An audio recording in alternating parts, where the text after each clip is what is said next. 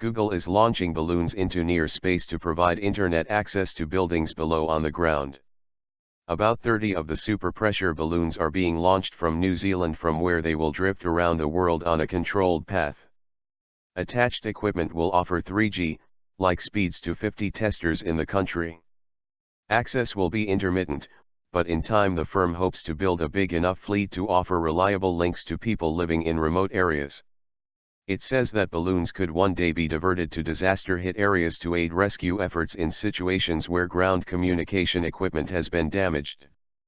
But one expert warns that trying to simultaneously navigate thousands of the high-altitude balloons around the globe's wind patterns will prove a difficult task to get right. Airborne for months.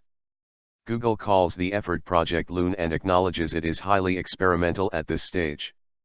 Each balloon is 15 m, 49.2 feet, in diameter, the length of a small plane, and filled with lifting gases. Electronic equipment hangs underneath, including radio antennae, a flight computer, an altitude control system and solar panels to power the gear.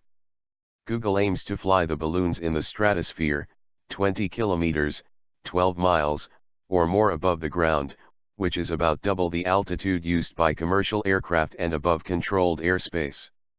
Google says each should stay aloft for about 100 days and provide connectivity to an area stretching 40 kilometers in diameter below as they travel in a west-to-east direction.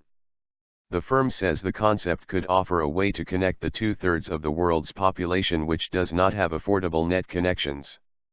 It's pretty hard to get the internet to lots of parts of the world, Richard DeVole, chief technical architect at Google X, the division behind the scheme, told the BBC.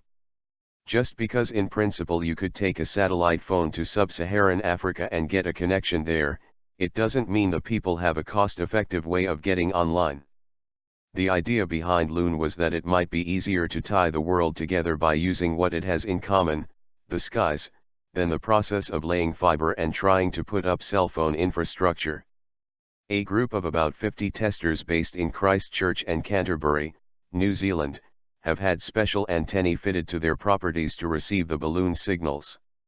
Google now plans to partner with other organizations to fit similar equipment to other buildings in countries on a similar latitude, so that people in Argentina, Chile, South Africa and Australia can also take part in the trial. However, they typically remain airborne for up to a few days at a time rather than for months, and are not as wide-ranging. One expert cautioned that Google might find it harder to control its fleet than it hoped. The practicalities of controlling lighter-than-air machines are well known because of the vagaries of the weather, said Professor Alan Woodward, visiting professor at the University of Surrey's Department of Computing.